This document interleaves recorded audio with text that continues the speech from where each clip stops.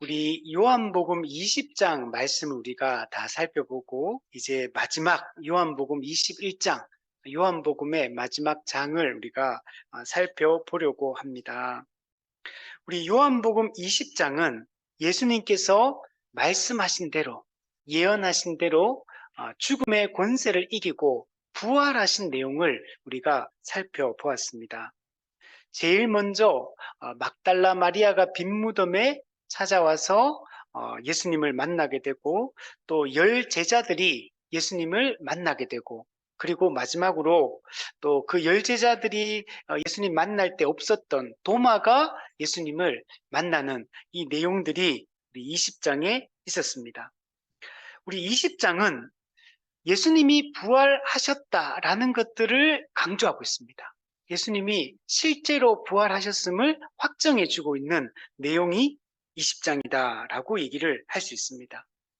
부활을 왜 강조하느냐? 부활을 강조하는 그는 십자가 죽음을 통해서 예수님이 구속 역사를 성취하셨다는 걸 강조하는 의미입니다. 그죠? 예수님이 만약 십자가 죽으셨는데 부활하지 않았다면 예수님이 십자가 죽음을 통해 죄와 사망의 문제를 완전히 해결하셨다는 걸 확증할 수가 없게 되잖아요. 그래서 부활을 강조하는 것은 곧 예수님이 구속 사역을 성취하셨다라는 것이 여러분 강조되는 것입니다. 예수님이 죽으시기만 하고 만약에 부활하지 않았다면 그죠? 그러면 구속 사역은 성취될 수가 없는 겁니다. 예수님이 죽으셨고 부활하셔서 정말 구속 사역을 성취하셨다는 것을 확정해 주시고 그리고 그 예수님이 승천하셔서 완전한 주로서 이제 등극하시고 그 예수님이 자기 백성을 통치하는 이 일들이 반드시 일어나야 되는 겁니다. 그래서 20장에서는 예수님이 부활하셨다라는 것들이 강조되었습니다. 이것은 또한 우리가 무엇을 소망하고 기대할 수 있냐면 예수님은 장차 재림하실 것이고 최후 심판을 통해 하나님 나라를 완성하실 것도 우리에게 믿을 수 있도록 도와주고 있는 것입니다. 하나님은 구속을 계획하셨고 그 구속 계획을 차근차근 하나씩 역사 속에서 이루어가고 계심을 우리에게 분명히 보여주고 있습니다. 성육신하신 예수님, 십자가에 죽으시고 부활하시고 이제 곧 그분은 다시 오실 것입니다. 우리가 이것도 분명히 믿을 수 있는 것입니다. 그리고 나서 우리 요한복음 21장으로 이렇게 넘어가게 되는데 오늘 본문은 예수님께서 제자들에게 세 번째 나타나신 그런 장면을 보여주고 있습니다. 우리 20장에서 예수님이 이미 두 번 나타나셨던 것들을 우리가 제자들에게 두 번 나타났다는 것들을 우리 살펴보았고 오늘 본문은 예수님이 세 번째 나타나신 것입니다. 우리 1절, 2절을 한번 보시면 그 후에 예수께서 디베랴 호수에서 또 제자들에게 자기를 나타내셨으니 나타나신 일은 이러하니라. 시몬 베드로와 디두모라는 도마와 갈릴리 가나 사람 나다나엘과 세베대의 아들들과 또 다른 제자 둘이 함께 있더니 그 후에라고 얘기하죠. 그 후에는 예수님이 제자들에게 나타나셨던 첫 번째와 두 번째 나타나신 이후를 이제 의미를 하고 있는 겁니다. 우리 첫 번째, 두 번째 같은 경우는 우리 20장에서 살펴보았을 때 안식 후 첫날 저녁에 열 제자에게 예수님이 첫 번째로 나타나셨거든요. 그리고 나서 그 다음에는 도마에게 다른 제자들과 도마가 함께 있을 때 또 나타나는데 그때는 이렇게 시간적으로는 언제인지가 딱 기록되어 있지는 않아요. 그렇지만 아마도 불과 시간이 얼마 지나지 않은 그때였을 거라고 우리가 유추할 수 있습니다. 안식 후 첫날 예수님이 제자들이 나타났다는 얘기는 그때 제자들이 어디 있었냐면 예루살렘에 머물고 있었다라는 걸 보여주는 거예요. 근데 오늘 본문에 예수님이 세 번째 나타나신 이 장면을 보면 예수님께서는 지금 어디에 계십니까? 디베랴 호수. 네. 디베랴 호수는 어디입니까? 그죠? 갈릴리 호수 또는 갈릴리 바다라고 얘기하죠. 이게 호수라고도 말하고 성경에 보면 갈릴리 바다라고도 얘기하죠. 예, 그거는 유대인들과 또 이 헬라인들이 그 호수를 바라보는 그게 다르기 때문에 그래요. 이게 디테일하게 이걸 호수, 바다 이 개념이 나누어져 있을 때는 호수라는 말을 쓰는데, 근데 다른 지역에서는 그게 하나로 그냥 호수라는 개념이 따로 없기 때문에 그냥 바다라고 그냥 같이 지칭을 하고 있는 걸 볼 수 있습니다. 자, 어쨌든 간에 중요한 것은 예수님이 세 번째 제자들에게 나타나신 이 장소는 갈릴리 바다다. 그리고 예수님이 세 번째 제자들에게 나타나셨다라는 것들을 볼 수가 있습니다. 우리 14절에 보면 이게 분명하게 표현이 되어 있어요. 예수께서 죽은 자 가운데서 살아나신 후에 세 번째로 제자들에게 나타나신 것이다. 네. 죽은 자 가운데서 부활하신 후에 첫 번째, 두 번째, 이번에 세 번째 제자들에게 찾아오신 것입니다. 지금 이 디베랴 호수에는 7명의 제자들이 함께 기거하고 있는 것을 볼 수가 있습니다. 근데 보면 베드로의 이름이 가장 먼저 기록이 되어 있습니다. 그죠? 시몬 베드로와 그러면서 베드로 이름이 그 7명의 제자들 중에 제일 먼저 나타나 있어요.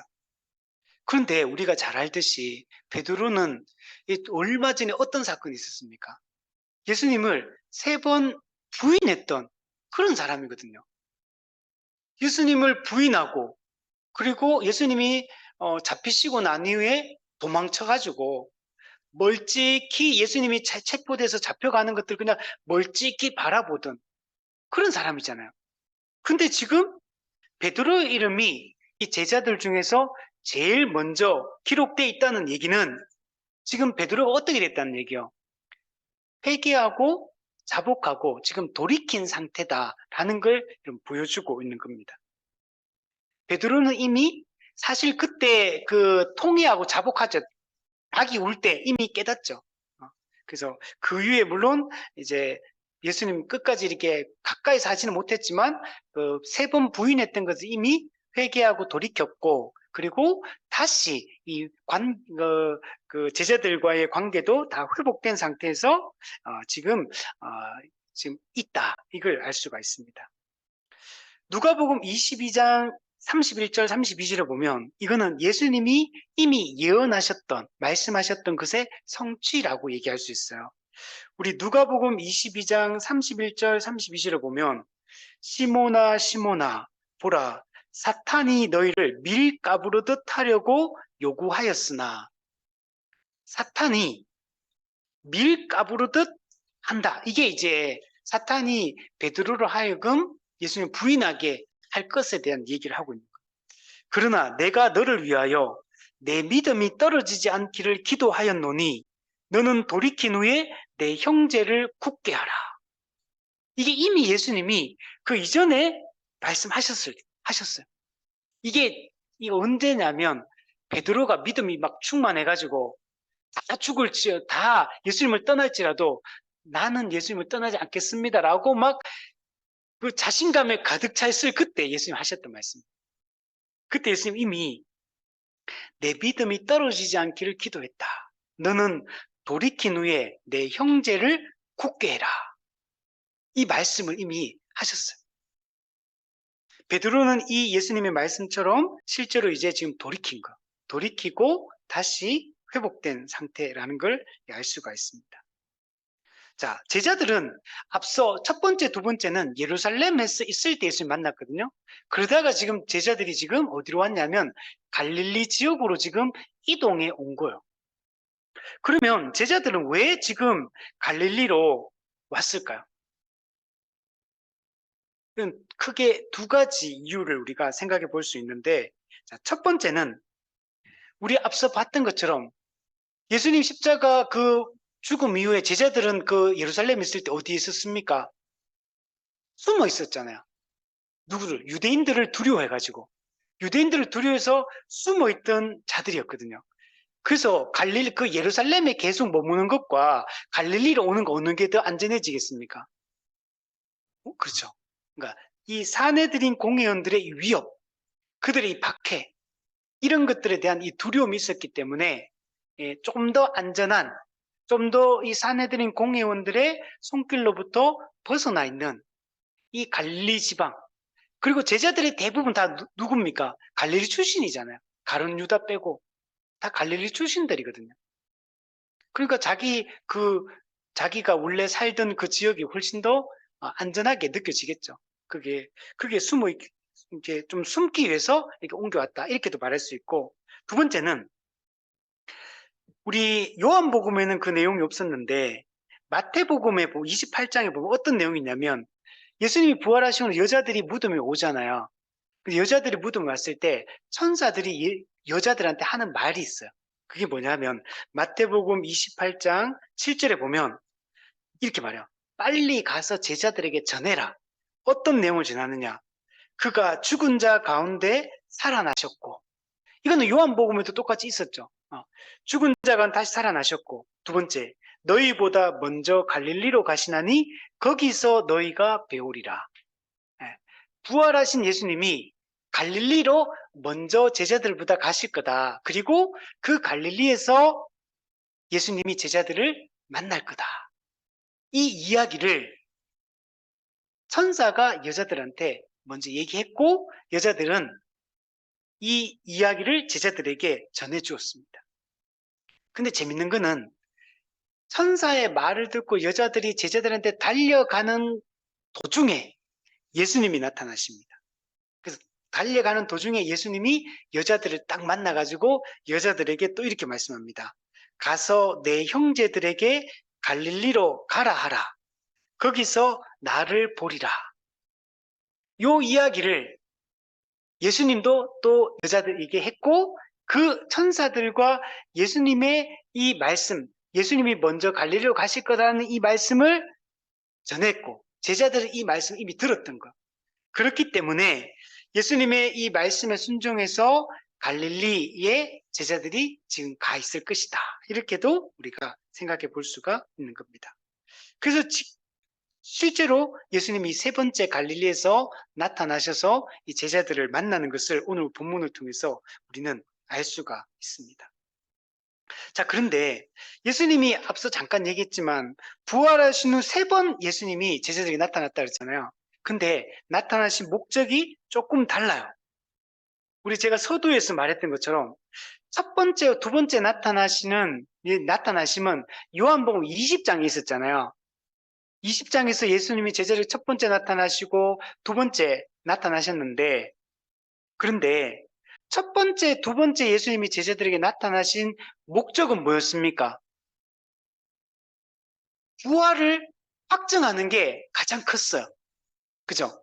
왜냐하면 제자들이 예수님이 자기 예고를 하셨음에도 불구하고 이 부활을 계속 생각하지 못하고 있었고 부활을 믿지 못하고 있었기 때문에 그래서 예수님은 제자들에게 와서 손과 옆구리를 보라라고 말씀하시죠.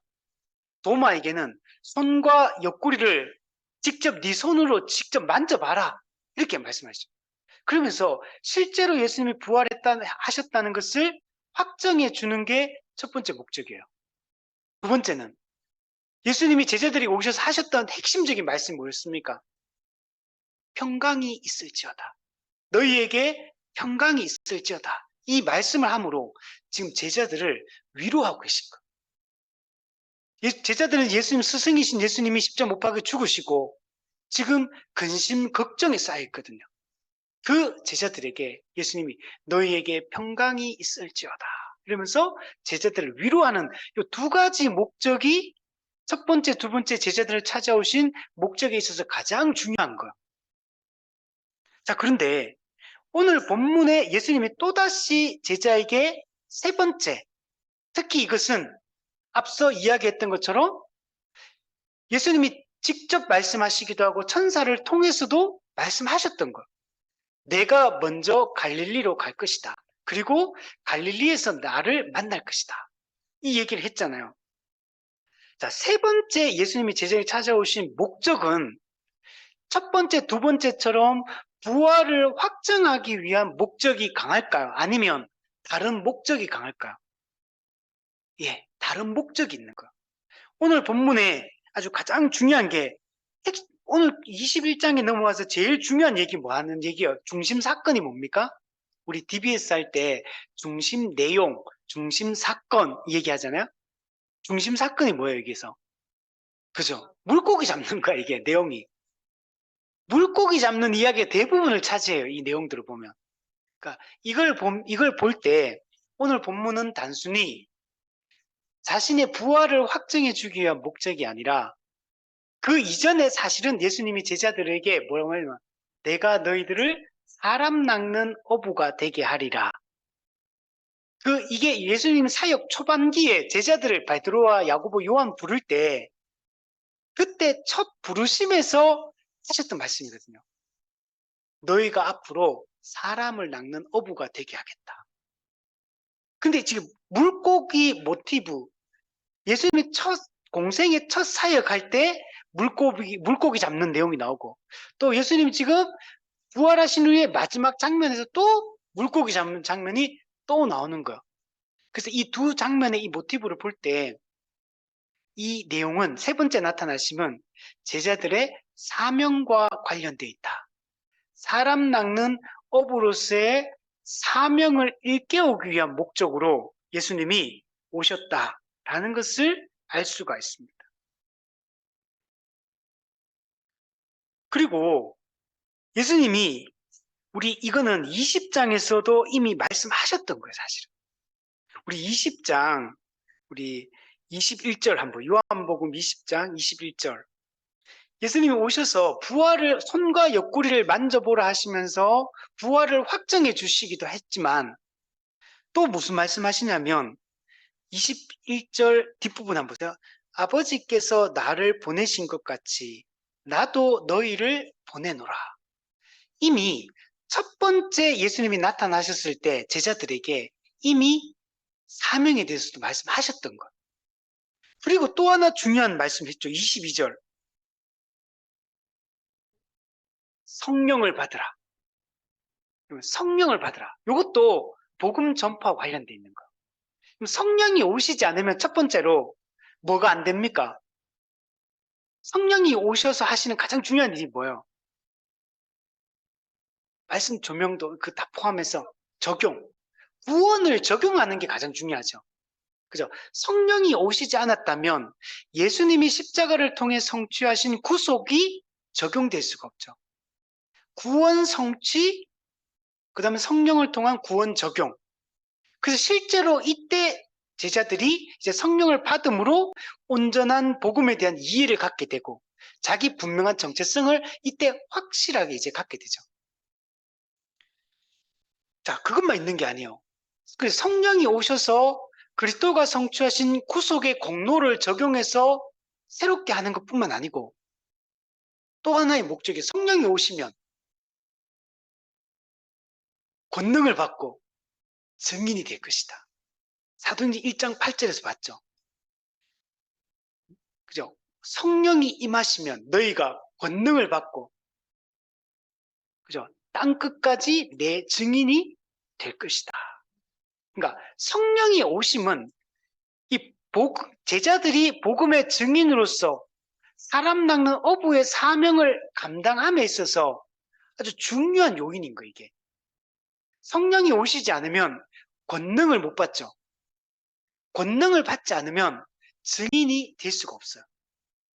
성령의 권능, 성령의 능력이 없으면 복음 전도의 이 사명, 사람 낚는 어부의 이 사명을 감당할 수가 없는 거예요.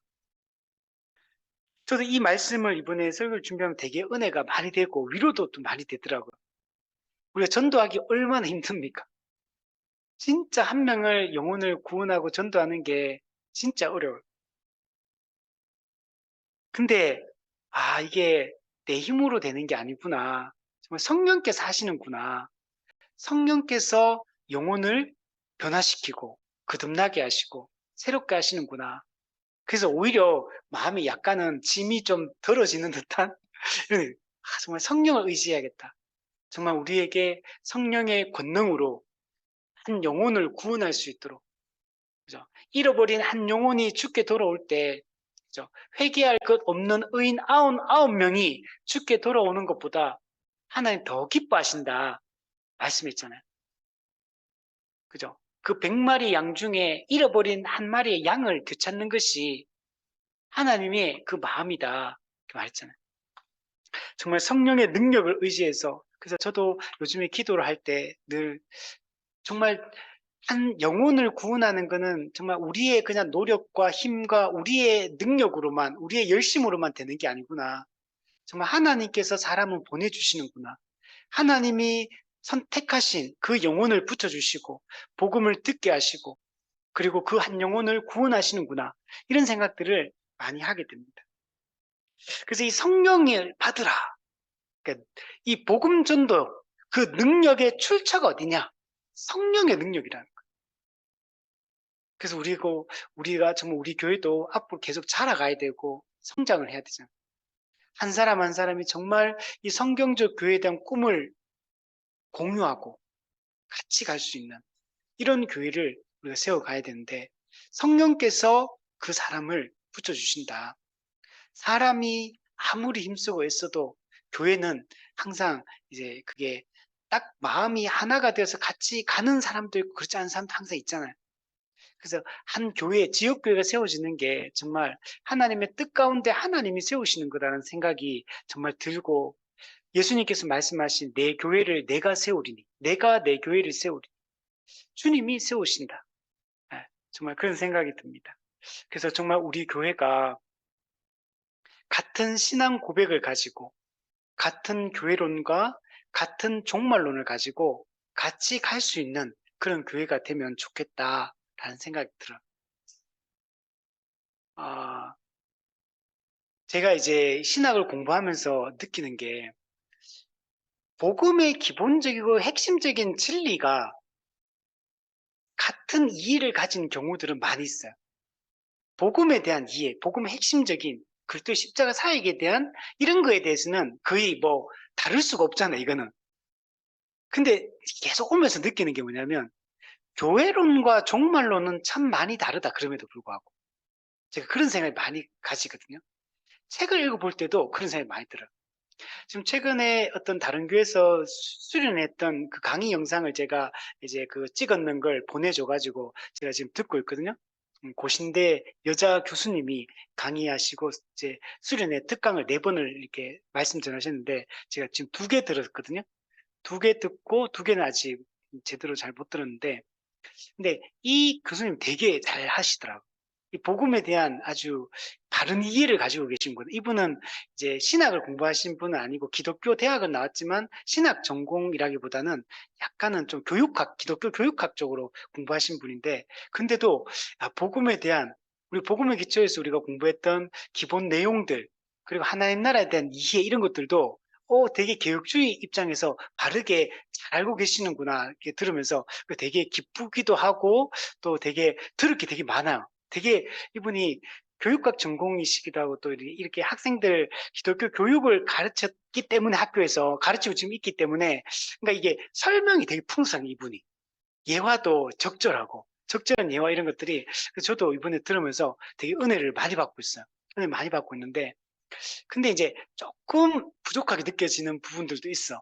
약간은 교회론에 대해서는 이분이 하나님 나라와 교회를 연관성을 이렇게 물론 이 강의 주제가 이게 아니어서 그럴 수도 있어요. 그런데 이런 설명은 좀 부족하구나. 아직 물론 다 안 들어봤지만 쭉 들으면서 느껴지는 게 개인 구원의 차원에서 얘기를 개인적인 차원에서 많이 얘기하고 또 예수님의 십자가 사역이 개인 구원과 또 이제 우주적 회복, 이 피조 세계 회복 이까지는 얘기를 하는데 그게 이 땅에서 현실로 어떻게 드러나느냐의 문제는 그는 교회와 관련돼 있거든요. 이 부분에 있어서는 조금 약하구나. 이런 생각이, 물론 이제 설명 안 해서 그럴 수도 있어요. 제가 듣기에. 그래서, 그리고 또, 이제 이분 얘기는 아니지만, 한국 교회가 많은 왜곡되어 있는 부분이 종말론이에요, 종말론. 제가 지난주에도 이제 성경 보다가 이 종말론 얘기 나와가지고, 이제 얘기를 좀 나눴었는데, 그때도 이제 다른 교회들에 대한 얘기, 다른 분들에 대한 얘기를 제가 들은 게 있는데, 그때 들을 때, 그것도 결국에는 종말론에 대한 오해예요. 종말론에 대한 오해. 우리는 성경적 종말론, 개혁주의 종말론을 가져야 되거든요. 근데 이게 전부 다 보면 다 세대주의 종말론에 영향을 받은 내용들이에요. 그러니까 복음은 나름 잘 가르치는 많은 분들도 종말론에 가보면 세대주의 종말론 입장에 서 있는 분들이 너무 많아요. 그게 완전하진 않지만 세대주의 종말론의 영향을 많이 받았다는 걸 알 수가 있고, 또 하나는 아까 얘기했던 교회론. 교회론도 이 성경적 교회론, 개혁주의 교회론이 아니고 이게 되게 조금 약간 왜곡된 협소한 의미의 이 교회론, 하나님 나라 개념, 이런 것들을 가지고 있는 경우들이 되게 많아요. 그래서 우리가 꿈꾸는 교회는, 우리 하늘향기 교회가 꿈꾸는 교회는 그냥 우리가 복음을 선명하고 잘 가르치는 거, 풍성하게 가르치고 아주 깊이 있게 가르치는 거, 이걸 우리가 잘해야 될 것 같고, 두 번째, 이 땅에 복음이 선포됨으로 탄생한 결과인 하나님 나라가 이 땅에서 어떻게 실제적으로 드러나고 실제적으로 하나님 나라를 누리는가는 교회와 관련돼 있어요. 그래서 우리가 올바른 이 개혁주의 교회론, 성경적 교회론을 우리가 잘 가르쳤으면 좋겠고, 세 번째, 오늘날 많이 오해가 되고 있는 이 성경적 종말론, 이게 올바른, 그래서 지금 현실에서 이제 교회를 생각할 때 이 세 가지를 우리가 지금 잘하면, 물론 이것만 있는 건 아니죠. 근데 이 세 가지가 많이 왜곡되어 있기 때문에 이 세 가지가 바르게 이해되어지고 바르게 우리가 붙들고 살아가는 이런 교회를 우리가 세웠으면 좋겠다. 그리고 이런 교회를 세움에 있어서, 그죠? 이게 동의가 되고 이게 같이 갈 수 있는 사람들을 와야 돼요. 이런 사람들이 와야 되고, 우리가 또 잘 가르쳐서 이런 성도를 길러내는 게 우리에게는 중요한 거예요. 그래서 이거는 우리의 힘만으로 되는 게 아니라 정말 오늘 본문의 말씀처럼 성령의 능력으로, 성령께서 말씀을 바르게 조명해 주시고 성경을 바르게 해석하게 하셔서 정말 참된 복음과 이 진리와 교회에 대한 올바른 이해를 가진 이런 교회를, 우리 교회를 세워갔으면 좋겠다. 그래서 단순히 사람이 많아지는 게 아니라 같은 신앙 고백, 같은 이런 신학에 대한 이해를 가진 이런 분들이 우리 교회의 구성원이 되고, 이런 분들이 많아지는 교회가 되었으면 좋겠고, 또한 우리 교회만 그런 교회가 됐으면 좋겠다는 게 아니라 이 땅의 모든 교회가, 특히 조직 신학의 많은 분야들도 그렇지만 이 복음과 교회와 종말론에 있어서는 정말 좀 많이 한국 교회가 좀 수정이 되고 좀 바로잡아졌으면 좋겠다. 이런 교회를 하나님이, 예수님이 저는 꿈꾸신다고 저는 생각을 합니다.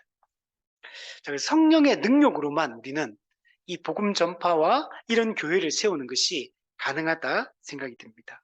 우리 3절, 6절에 보시면 시몬 베드로가 나는 물고기 잡으러 가노라, 이제 베드로가 이렇게 말을 하니까 제자들이 우리도 함께 가겠다. 나머지 6명의 제자들도 우리도 함께 가겠다. 그래서 나가서 배에 올라서 밤새도록 고기를 잡은데, 밤새도록 잡았지만 아무것도 잡지 못했어요. 그리고 이제 날이 새어가는데 저 바닷가에 보니까 어떤 한 사람이 서 있는데, 근데 제자들이 예수님이신 줄은 몰라요. 왜냐하면 지금 거리를 보면, 나중에 보면 50칸 그러거든요. 이게 90m 정도 돼요. 그러니까 한 100m 정도 거리가 떨어져 있는 거, 적어도 최소. 그러니까 상당히 멀잖아요. 그러니까 바닷가에 사람이 서 있으니까 좀 또 이제 날이 새니까 이제 햇빛이 막, 이제 아침 빛이 막 들어오고 이런 상황에서 이제, 그러니까 바닷가에서, 해안에서 바닷가 보니까 아마 빛을 등지고 있는 이런 상황이지 않을까 또. 그래서 어쨌든 간에 예수님인지는 정확하게 알아보지 못합니다. 근데 왔는데 예수님께서 얘들아 너희에게 고기가 있느냐 이렇게 말을 하니까 없나이다. 그러니까 그물을 배 오른편에 던지라 그리하면 잡으리라 하니까 이에 던졌더니 물고기가 많아 그물을 들 수 없게 되었다. 이런 얘기를 하고 있는 걸 볼 수 있습니다. 자, 베드로가 물고기 잡으러 가자 그러니까 잡으러 가려고 혼자 원래는 가려고 했는데 다른 6명의 제자들도 우리도 함께 가겠다 해서 이제 따라간 거죠. 자, 그럼 여기서 제자들은 왜 물고기를 잡으러 갔는가? 왜 물고기 잡으러 갔는가? 자, 우리 여기서 학자들은 여러 견해를 하는데 크게 보면 3가지로 나눌 수 있는데 첫 번째는 환속했다. 환속, 세상으로 돌아갔다. 예수님 믿다가 따르다가 이제 새로운 세상을 꿈꾸며 하나님 나라를 꿈꾸며 따랐잖아요. 근데 그 예수님이 십자가에 그 저주의 죽음을 죽고 무덤에 묻혀버린 거야. 물론 지금 다시 예수님 살아나셨어. 근데 제자들은 아직까지 여전히 옛 생활로 돌아갔다. 환속했다. 그래서 과거로 다시 회귀했다. 이렇게 해석한 사람도 있어. 베드로가 어부잖아. 그러니까 이제 예수님 죽으셨고 그러니까 지금 이제 다시 세상으로 돌아가서 그냥 원래 그 생활, 네, 그걸로 돌아갔다. 이렇게 보는 거고. 두 번째는 예수님이 갈릴리로 먼저 가라. 내가 거기서 너를 만나리라 했잖아요. 근데 갈릴리로 왔는데 아직 못 만났잖아. 예수님 기다리고 있는 상황이잖아요. 그러니까 무료함을 달래기 위해서 물고기 잡으러 갔다. 기다리는 동안 물고기나 잡자. 이렇게 해가지고 돌아갔다. 이렇게 해석하는 경우도 있고. 세 번째는 이전에는 사람들의 공개가 있었어요. 예수님과 제자들이 공생의 기간 동안에 이렇게 다닐 때 사람들이, 성도들이 먹을 걸 제공해 줬거든요.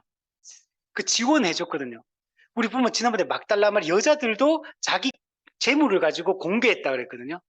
그렇게 했는데 이제는 예수님 십자가 죽으시거나 제자들 다 흩어지고 나서는 누구도 이제 도와준 사람 없잖아요. 그러니까 생활비를 마련하기 위해서 물고기 잡으러 갔다. 먹고 살기 위해 물고기 잡으러 갔다. 이제 이렇게 해석도 합니다. 어느 게 제일 맞는 것 같습니까? 3번. 네, 모르겠어요. 정확하게 알 수는 없지만 어쨌든 환속이라고 해석하는 경우 저도 옛날에는 환속이라고 생각했었는데 근데 환속은 아닌 것 같아요. 그래서 학자들을 또 여러 학자들을 살펴보면 환속으로 해석하는 경우 많이 없고 주로 이제 생활비 충당 요게 이제 가장 기다리면서 이제 생활비 충당하면서 예수님 기다리는 이런 상황으로 해석을 많이 합니다. 근데 뭐 그게 어느 것이라도 상관없어요. 자, 여기서 그러나 중요한 거는 뭐냐? 예수님이 앞서 뭐라 그랬습니까? 첫 번째 나타났을 때 아버지께서 나를 보내신 것이 나도 너희를 보내노라. 그리고 이 제자들은 그 얘기를 들으면서 예수님 그 공생의 초기 때 예수님 하셨던 말씀 너희가 앞으로 사람 낚는 어부가 되게 하리라.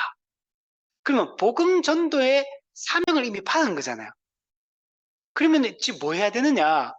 전도해야 되거든 지금. 복음을 전해야 되는데 제자들은 지금 복음 전도에는 지금 관심이 없어요. 지금 물고기 잡는 거 여기에만 지금 관심이 있다라는 걸 알 수가 있습니다. 제자들은 지금 그 제자의 사명을 감당하는 것에 아직은 관심이 없다는 걸 알 수 있고 그리고 실제로 하고 있지도 않고 또 사실은 복음을 전할 능력도 사실 없는 그런 상태였다라는 것들을 볼 수가 있습니다. 사람 낚는 어부의 사명을 감당해야 될 이때 물고기 잡고 있는 거지. 이게 지금 아직은 제자들의 이 상태다라는 것들을 알 수 있습니다. 그래서 예수님은 이 제자들에게 와가지고 바로 이렇게 막 책망하거나 막 그러지 않으시잖아요. 그죠? 뭐라면 깊은데 그물을 던져라. 오른편에 배 그물을 던져라. 그러면 많이 잡을 것이다. 이것을 이렇게 하라고 얘기를 하는 거죠. 예수님은 이걸 하라고 하시면서 이걸 실제로 물고기 엄청 많이 잡잖아요. 예수님 여기서 뭘 기대하시겠습니까? 이 사명을 기억하게 하신 거예요. 사람 낚는 어부의 이 사명을, 이 제자들의 사도로서의 이 사명을 일깨우고 있는 거예요. 그래서 이 세 번째 나타나심 아까 얘기했잖아요. 부활을 확증하기 위한 목적보다 제자들의 사명을 일깨우기 위한 목적으로 예수님이 오셨고, 제자들을 일깨움에 있어서 가장 이게 그들의 생각 일깨우는 가장 좋은 방식이 이 물고기 잡는 이 모티브인 거예요. 그래서 과거에 예수님이 물고기 그때 깊은 데 가서 물고기 잡으라 할 때 많이 잡았던 경험, 그리고 예수님이 나오셔서 그 제자들에게 했던 말씀, 너희들이 앞으로 사람 낚는 어부가 되리라. 그 여기서도 똑같이 배 오른편에 그물을 던져라. 그리하면 많이 잡으리라. 많이 잡은 이것을 딱 경험하면서 과거의 그것을 기억할 수 있겠죠. 이것을 통해서 지금 제자들, 또 예수님이 첫 번째 나타나서 부활하신 후에 나타나서 하셨던 말씀, 내가 너희를 보낸다. 내가 너희를 세상으로 보낸다. 이것을 다시 기억하도록 하기 위해서 예수님이 지금 이렇게 이 상황을 이끌어가고 계시다라는 것들을 알 수가 있는 겁니다. 우리 교회론 공부할 때 했던 교회 3대 사명이 뭡니까? 예배, 양육, 선교. 그 중에 예배는 교회의 존재 목적, 양육은 더 충만한 예배를 드리기 위한 양육, 전도는 그죠? 예배로 초대하기 위한, 믿지 않는 자들을 예배로 초대해서 인간을 만든 목적, 궁극적인 목적 하나님을 예배하는 거잖아요. 그 일을 하게 하게끔 하기 위해서 전도, 선교를 한다 했잖아요. 그래서 예수님은 지금 제자들에게, 부활하신 예수님은 이제 제자들이 해야 될 일은 뭡니까? 이제 복음을 전하는 것, 부활의 증인이 되고 예수 십자가 복음을 증거하는 것, 하나님 나라 복음을 증거하기 위해서 지금 제자들을 일깨우고 여러분 있는 겁니다.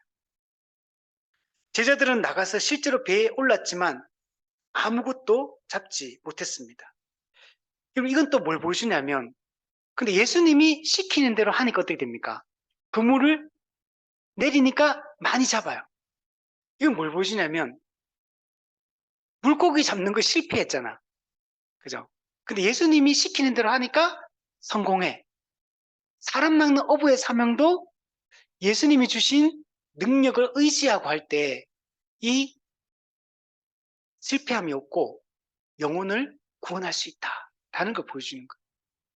그리스도를 의지하고 그리스도의 말씀을 의지하고 또 그분이 보내주시는 성령의 능력을 의지할 때 그때 우리는 영혼을 구원할 수 있다. 사람 낚는 어부의 사명을 우리가 제대로 감당할 수 있다라는 것을 여기서 보여주고 여기 있는 겁니다. 예수님이 그때 사람 낚는 어부가 되리라 이렇게도 말씀했지만 또 이런 말씀도 했어요. 이제 후로는 내가 사람을 취하리라. 사람을 취하는 거야. 이 사람은 왜 취해야 됩니까? 타락으로 말미암아 하나님과의 관계가 끊어지고 죄와 사망의 권세에 짓눌려서 마귀의 종로로 타며 살아가고 있는 그런 영혼들이, 무지함과 무감각함과 허망한 것을 따르고 하나님이 아닌 것을 하나님으로 섬기며 거기에 온 마음을 쏟으며 살고 있는 자, 그릇 행하여 하나님이 아닌 것을 추구하고 살아가는 이런 자들인 거예요. 지금 예수님은 제자들에게 이 복음을 전하여서 이 영혼을 취하라고, 이 영혼을 건져내라고, 이 사람을, 영혼을 살리라고 예수님께서 지금 말씀을 하고 있는 겁니다. 물고기 잡는 어부가 아니라 사람 낚는 어부, 이게 우리를 부르시고 예수님이 십자가 사역을 감당하신 목적인 것. 사실 이 사람도 누굽니까? 이거 전문가들이거든요, 전문가. 물고기 잡는 전문가들이잖아요, 지금. 근데 이 전문가의 이 실패, 그러나 이것을 경험하면서 제자들은 사람 낚는 어부의 사명을 일깨우기도 하지만 이 사람 낚는 어부의 사명이 어떻게 이게 성공할 수 있는가, 성취될 수 있는가, 그것까지도 여기서 알려주고 있는 겁니다. 그 사도행전 1장 8절 성령이 임하시면 너희가 권능을 받고 내 증인이 되리라. 요한복음 아까 20장 22절 부활하신 예수님이 숨을 내쉬며 성령을 받으라 이렇게 말씀을 하신 거죠. 누가복음 24장 29절에서 예수님 제자들에게 성천하시기 전에 마지막으로 하신 말씀 중에 하나가 뭐냐면 아버지께서 약속하신 것을 기다리라. 아버지께서 약속하신 것이 뭡니까? 성령의 오심이죠. 근데 그 성령의 오심을 누가복음 24장에서는 뭐라고 했냐면 위로부터 능력으로 입혀질 때까지 이 성에 머물라. 위로부터 하늘로부터 하나님으로부터 능력이 입혀질 때까지 머물라. 즉 성령이 이 땅에 오시는 걸 능력이 입혀지는 거라고 지금 말하고 있는 거예요. 능력이 입혀진다. 그래서 교회는 성령을 받아서 능력을 입혀지면 우리가 이 복음을 전할 때 그 성령의 그 능력이 사람의 영혼을 거듭나게 하고 그 영혼을 일깨우는 역할들을 하게 되는 겁니다. 영혼 구령은 그리스도를 의지해야 되고 그리스도의 말씀을 붙들어야 되고 성령의 능력, 성령의 나타남을 우리는 구하며 이 복음을 전할 때 한 영혼이 주께로 돌아오는 일들이 일어난다. 우리 이것을 분명히 믿었으면 좋겠습니다. 그래서 우리가 해야 될 일은 외적 소명이죠. 우리가 하는 일은 복음을 잘 가르치는 것. 선명하게 가르치고 풍성하게 가르치는 것은 우리가 해야 될 일이에요. 그러나 그것 때문에 믿게 되는 게 아니라 성령의 능력으로 성령께서 그 영혼을 혈육 있게 불러주심으로 그 우리 사람이 전하고 가르친 그 복음의 말씀을 그 기반으로 해서 성령께서 그 말씀을 통해 그 영혼을 일깨우고 깨우치는 것. 그래서 그가 믿게 되는, 거듭나게 되는 거죠. 정말 우리가 이 땅에서 해야 될 가장 중요한 일은 우리 스스로가 성령의 인도함을 따라 거룩하게 살아가는 이게 가장 중요합니다. 그죠? 전도보다 이게 사실 더 중요해요. 우리가 교회답게 거룩한 존재로 살아가는 거 이게 가장 중요하고 그리고 그런 교회로 살아가는 자체가 일종의 전도이기도 해요. 그죠? 이 자체가 가장 중요한 전도의 방식이죠. 그러나 또한 직접적으로 사람에게 찾아가서 말씀을 전하고 가르치고 증언하는 일들을 해야 되는 거죠. 우리가 이걸 직접적으로 그 영혼에게 안 찾아가고 안 만나고 안 가르치면 어떻게 하겠습니까? 우리가 그 일을 해야 되는 거죠. 근데 그걸 언제 하느냐? 때를 얻든지 못 얻든지 항상 힘쓰라. 그러니까 전도의 어떤 기회, 때라는 게 물론 있죠. 우리가 지혜롭게 접근해서 해야 되죠. 그렇지만 때를 얻든지 못 얻든지 항상 힘쓰라는 말은 그 무슨 말일까요, 그러면? 시시때때로 막 들이대라, 무조건 들이대라 이런 얘기예요? 그거는 분명히 저는 아닌 것 같아. 지혜롭게 접근해야 될 것 같아. 기도하면서 그의 영혼을 위해서 말씀을 잘 받아들일 수 있도록 하는 게 중요한 것 같아요. 제가 지난번에 한번 얘기했었는데 우리 성경보는 권사님이 피아노를 가르치시는데 한 사람이 7개월 동안인가 근데 피아노만 계속 가르치는 교회 가자는 얘기 그런 얘기 아무것도 안 하고 한 7개월 정도 피아노를 계속 가르쳤는데 그 사람이 먼저 자기 고민 얘기를 하고 자기도 교회 가고 싶다 얘기하고 그러고 나서 교회를 다니기 시작했다. 먼저 교회 가자는 얘기를 한 번도 안 했는데 그러니까 정말 성도답게 행실을 그렇게 착한 행실을 하니까 그 사람이 스스로가 먼저 관심을 갖고 자기가 교회 가겠다 이렇게 되더라는 거죠. 그래서 우리가 이게 가장 중요하고 근데 이것만 해서는 안 돼요. 직접 찾아가서 해야 되죠. 하긴 하는데 그러나 때를 얻든지 못 얻든지 항상 힘쓰라는 말을 생각해 볼 때 우리의 마음의 중심에는 항상 구령의 열정으로 평상시에 늘 그게 마음에 가득 차 있다는 얘기를 하는 거예요. 어떤 사람을 바라볼 때 그냥 인간적인 관계로만 어떤 이해관계로만 사람을 쳐다보는 게 아니라 항상 사람을 대하는 태도 자체가 늘 하나님의 눈으로 그 영혼을 바라보는 거죠. 하나님의 마음으로 늘 그 사람의 정말 구원의 문제를 늘 고민하면서 그 사람을 대하고, 물론 일상적인 대화를 평상시에 하겠죠. 일상적인 관계를 맺고 살아가겠죠. 그러나 그 마음속에는 그 사람 만날 때마다 늘 그의 영혼 구원을 위해서 기도하는 마음으로 어떻게 기회를 잡아서 복음을 전할 기회를 만들까? 복음을 전할 수 있을까? 늘 그런 관점으로 늘 사람을 믿지 않는 사람들을 대한다는 거죠. 이게 때를 얻든지 못 얻든지 항상 힘쓴다는 말의 의미가 아닐까. 그리고 최선을 다해서 기회를 만들어서 어떻게든 간에 지속적으로 복음을 가르치기 위한 이 노력들 해야죠. 그래서 우리가 과거에 누룩 운동 했잖아요. 누룩 선교회. 그죠? 그게 우리가 평상시에 사람들을 만나서 복음을 전하는 과정이잖아요, 사실. 우리 교회가 모든 성도가 사실 평상시에 늘 복음을 전하기 위한 이런 노력들. 어떻게든 그죠? 누룩 운동이 쉬운 게 아니잖아요, 그게. 내 시간을 투자해서 내 물질을 써서 그 사람을 위해서 일주일에 한 번씩 정기적으로 가르치는 거거든요. 성도가 성도를. 그게 보통 헌신 아니면 그 할 수 없잖아. 근데 때를 얻든지 못 얻든지 하라는 얘기가 모든 성도가 누룩 운동가처럼, 말씀 운동가처럼 평상시에 늘 그런 마음과 그런 헌신을 할 준비와 각오를 가지고 살아가는 게, 그게 원래 모든 성도가 해야 될 사람 낚는 어부의 사명이라고 우리가 생각을 해야 될 것 같아요. 자, 그리고 7, 9절에 한번 보시면 예수께서 사랑하시는 제자 베드로에게 이르되 주님이시라. 그러니까 못 알아봤잖아요, 처음에는. 그러니까 세례 요한이 주님이시다. 시몬 베드로가 벗고 있다가 주님이라는 말을 듣고 겉옷을 두른 후에 바다로 뛰어내리더라. 다른 제자들은 육지에서 거리가 불과 한 50칸쯤 되므로 작은 배를 타고 물고기든 그물을 끌고 육지에 다다릅니다. 오니까 숯불이 있고 거기에 생선이 놓여 있고 떡도 있었다. 사도 요한이 제일 먼저 예수님인지 알아봐요. 이거는 사도 요한은 되게 심한 사람, 주의 깊게 모든 걸 살피는 사람. 이 성격 보면 베드로 또 제일 먼저 행동파, 그죠? 바로 이제 옷 입고 나서 물에 뛰어들어가지고 한 90m 되는 헤엄쳐가 온 거야, 90m를.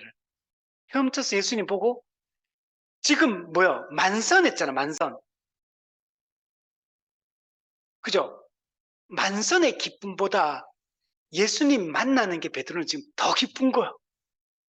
그래서 다른 제자들은 뛰어들 생각 안 하잖아, 지금. 다른 제자는 물고기 끌고 와가 예수님 만나려고 하는데 베드로는 만선의 기쁨보다 예수님을 더 만나고 싶어 하는 거지. 물고기보다 예수님이 더 소중한 거예요. 돈보다 예수님이 더 소중한 거예요. 자아실현보다 예수님이 더, 그죠? 소중한 거예요. 그래서 막 쫓아옵니다. 정말 예수님을 사모하고 열망하고 있다는 걸 볼 수가 있죠. 인생의 가치가 달라진 거죠. 우선순위가 여러분 달라진 거예요. 아까 전에 얘기했던 그 교수님 소진희 교수님, 중요한, 제가 들을 때 아주 예전에 제가 책에서 보고 저도 이제 책에서 봤던 내용이고, 저도 옛날에는 이걸 얘기를 많이 했었는데 최근에 이 얘기를 한 번도 제가 한 적이 없었는데, 딱 중요한 얘기를 이제 했던 것 중에 하나가 뭐냐, 구조와 방향, 요 얘기를 하시더라고요. 저도 옛날에는 이 얘기 많이 했었는데 왜 안 했는지 모르겠는데 하여튼 최근에는 계속 안 했었는데 그 얘기 딱 들으니까 맞다, 이게 중요한데 왜 내 이 얘기를 안 했을까, 이 생각이 딱 들더라고요. 구조, 하나님 만든 구조는 원래 어떤 구조냐? 선한 구조죠. 보시기에 심히 좋은 세상, 모든 게 의로운 세상, 인간의 존재도 그렇고 세상 자체가 선했죠. 구조 자체가. 근데 인간이 타락함으로 이 구조도 사실 무너졌어요.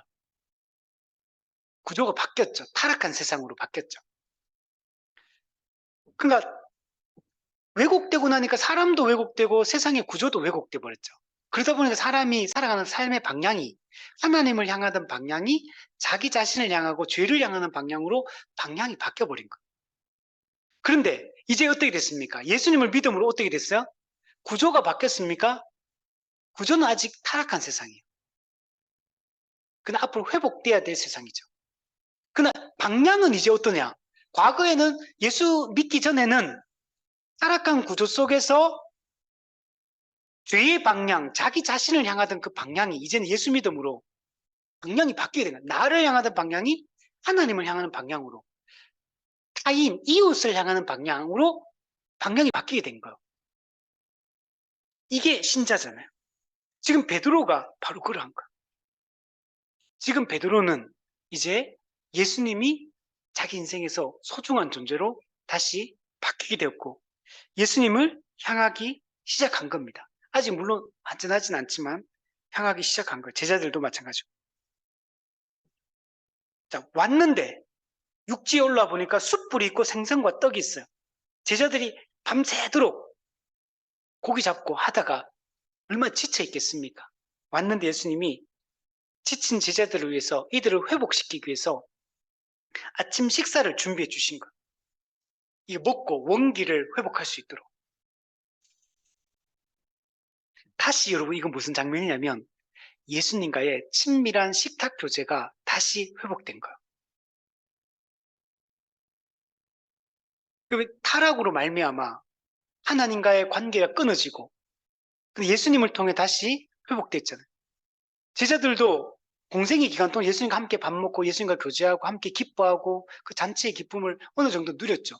그러나 다시 예수님 잡히고 나서 도망치고 막 부인하고 막 이러면서 또 이제는 그 어려움이 있었는데 부활하신 예수님이 제자들이 다시 찾아오심으로 다시 이 예수님과의 친밀한 식탁 교제, 하나님 나라의 친밀한 식탁 교제가 다시 회복될 수 있게 된 겁니다.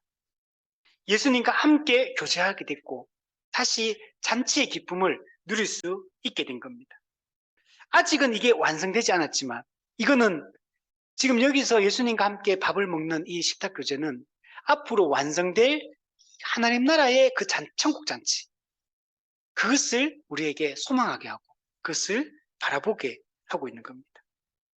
또한 이걸 통해 가지고 원기가 회복된 제자들을 원기만 회복시키려고 하는 게 목적이 아닌가. 이제 뭘 해야 됩니까? 사명을 감당하도록. 제자들을 다시 예수님과의 이 식탁 교제를 통해서 제자들을 영적으로 회복시키고 육적으로 회복시키고 이제 제자들이 자신이 누군지를 알게 하고 자기 정체성이 무엇인지를 기억하게 하고 이제 이들이 무엇을 위해 앞으로 남은 시간을 인생을 살아야 될지 알게 하는 것. 그래서 사람 낚는 어부의 사명을 감당할 수 있도록 새 힘을 지금 제공해 주고 계시고 그 사도로서의 그 사명을 다시 상기시켜 주고 있는 겁니다. 여기서 재밌는 거는 숯불 이미지가 나오죠. 숯불. 다른 제자들은 숯불 보면서 별 생각이 없을지 몰라도 한 명 있죠. 베드로. 예수님을 부인할 때 그 불 쬐고 있던 베드로. 베드로는 여기서 자신의 그 과거를 다시 회개하고 이제 자기가 예수님이 자신을 어떻게 회복시켰는지 기억하면서 내가 이제 어떻게 살아야 될지 아마 마음에 뜨겁게 아마 다가왔을 겁니다. 10절, 14절 보면 예수께서 이르시되 지금 잡은 생선을 좀 가져오라. 새로 잡은 거 있잖아요. 새로 잡은 고기. 그물 가득 차 있는 고기 좀 가져오라 그러니까 베드로 보세요. 가장 먼저 반응합니다. 시몬 베드로가 올라가서 그물을 육지에 끌어올리니 혼자 끌어올렸겠어요? 이건 아니야. 같이 끌어올린 건데 베드로가 아주 적극적으로 나서는 거 보세요. 그러니까 가득히 찬 물고기가 153마리라. 그래서 우리 모나미 볼펜 153 이것 때문에 나온 거거든. 그 모나미 그 사장님이 그분이 예수 신앙이 좋은 분이어서 153 여기서 나온 거예요. 자, 이같이 많으나 그물이 찢어지지 않아요. 실패함이 없죠. 예수님의 뜻 가운데 있으면 예수님의 말씀에 의지하여 나아가면 우리는 실패함이 없습니다. 그래서 앞으로 제자들이 사람 낚는 어부의 사명을 감당할 텐데 이때도 여러분 예수님을 의지하고 성령의 인도함을 따르면 풍성한 추수를 여러분 하게 될 겁니다. 그물이 가득 차잖아요. 물고기가 가득 차는 것은 사람 낚는 어부의 사명을 감당했을 때 수많은 열매를 맺을 것이다. 수많은 영혼을 추수하게 될 것이다. 라는 걸 암시해 주고 있는 겁니다. 예수님은 올라온 제자들에게 실제로 이제 조반을 먹으라 그러면서 이제 영육간의 그 양식을 풍성히 제공해 주고 이 사람 낚는 어부의 사명을 또 감당할 수 있도록 예수님이 원기를 회복시켜 주고 있는 것을 볼 수가 있습니다. 또한 제자들로 하여금 하나님 나라의 풍성한 잔치를 기대하게끔 또 하고 있는 것을 볼 수가 있습니다.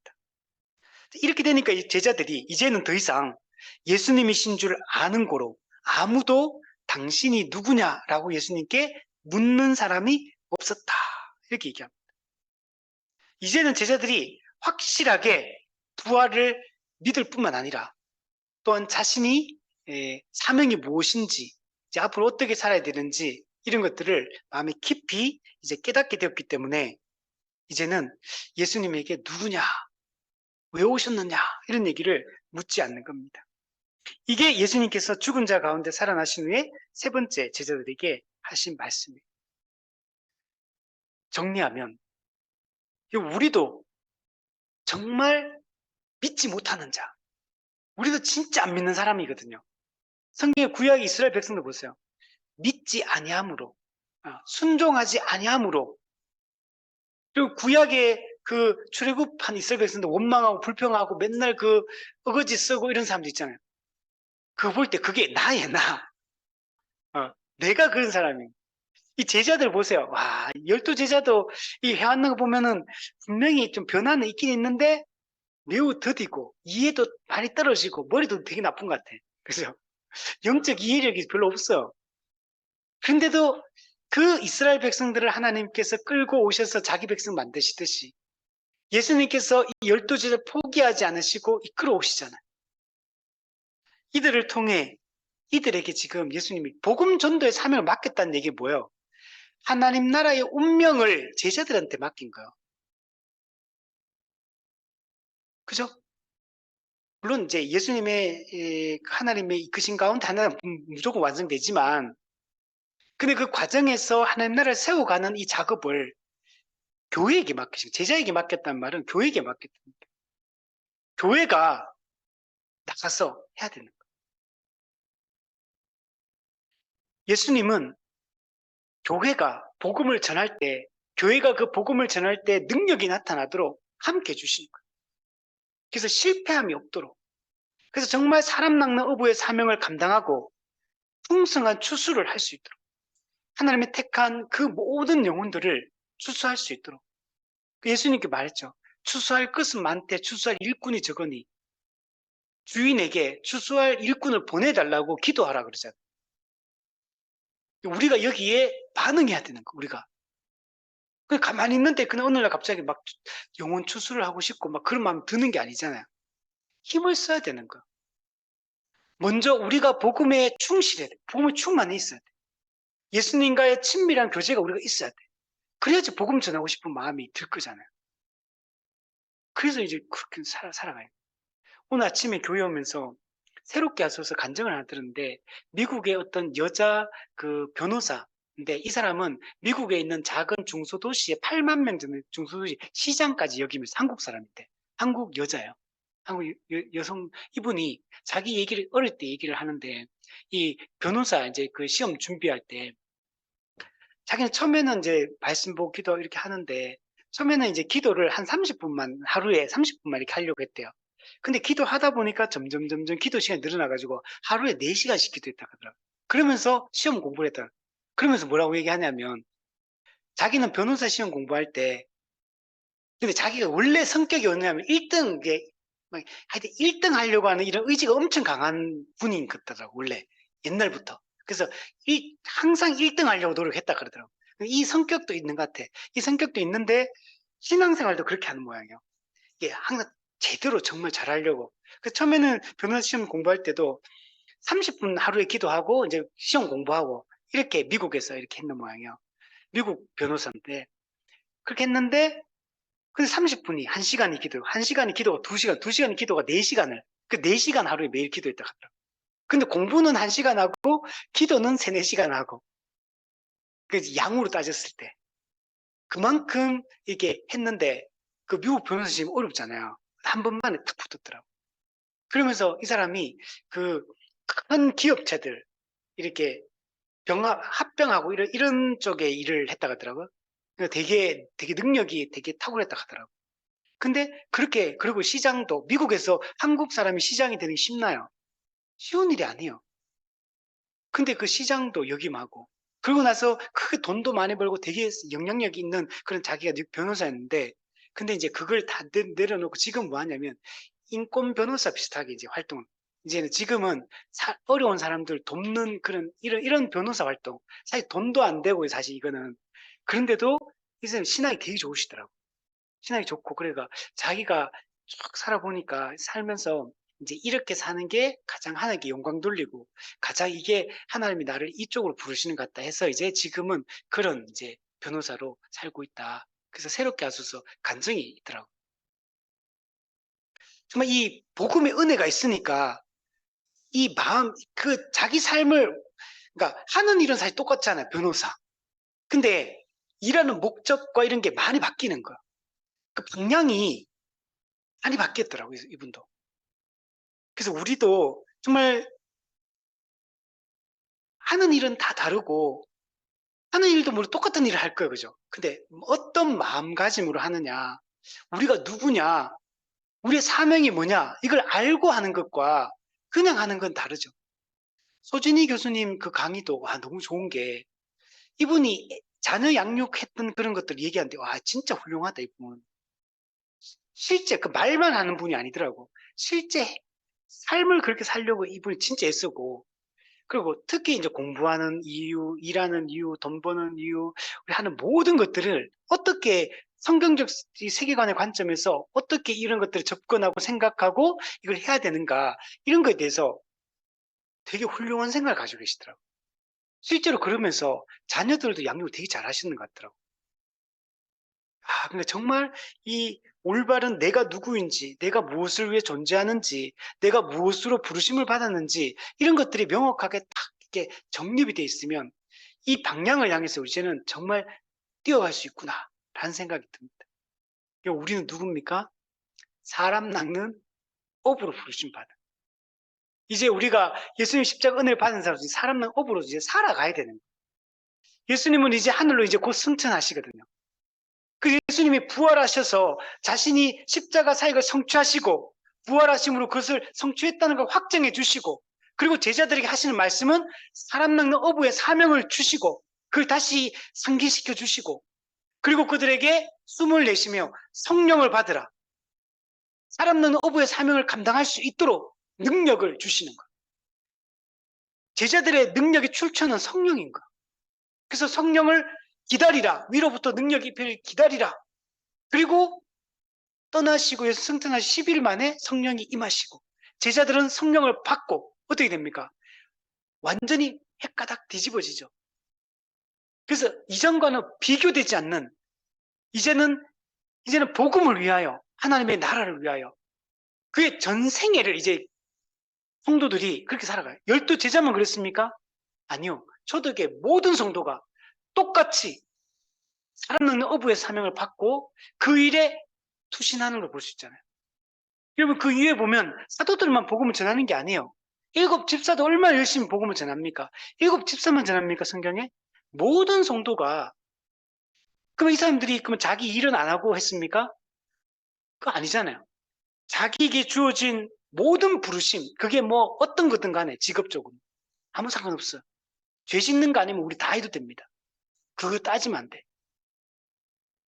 그죠? 그거 가지고 우리는 거기서 사람 낚는 어부의 사명을 감당하고 우리가 그 속에서 내가 거룩하니 너희도 거룩하라. 거룩하게 교회답게 살아가는 거. 이게 우리가 해야 될 유일한 일이다. 그죠? 하는 그 일은 뭘 해도 상관없어요. 여러분, 어떤 것도 목회 안 해도 됩니다. 저도 안 해도 돼. 언제든지 바뀔 수 있어요. 뭘 하느냐가 중요한 게 아니에요. 어떤 마음으로 어떻게 하느냐가 중요한 거지. 어떤 마음가짐으로 어떤 태도로 하느냐가 중요한 거예요. 그리고 언제든지 바꾸면 되는 거예요. 저도 이제 이따 여기서 하다가 요즘 보니까 제가 유튜브 보는 것 중에 이게 떡볶이, 호주에서 떡볶이하고 치킨 이거 파는데 되게 즐겁게 하시더라고. 나 저거 하면 잘할 것 같아. 나도 이제 목사 이제 그만두면 이제 여기 치킨 이런 거 하면서 사람 만나면서 너무 즐거울 것 같아. 뭘 해도 상관없어요. 이게 뭘 하든지 내가 누구냐, 내가 뭘 위해 부름을 받았느냐, 이걸 늘 생각하면서 살아갔으면 좋겠고. 그래서 현재 나에게 주어진 일이 있잖아요. 현재 내가 하고 있는 일도 있잖아요. 학생이면 학생으로서, 직장인 직장인으로서, 공부면 공부, 뭐든지 지금 그곳에서 열심히 하면 돼요. 그곳에서 열심히 하는 게 하나님 우리를 부르신 목적에 부합하게 살아가는. 우리가 종교 활동 이것만 열심히 하자는 게 아니라 교회 와야 될 때는 교회 오고, 일할 때 일하고, 가정에 갈 때는 가정에 가서 충실하고, 어디에서 어떤 부르심이든 우리 그곳에 충성스럽게 살아가는 그런 우리가 되었으면 좋겠습니다. 한번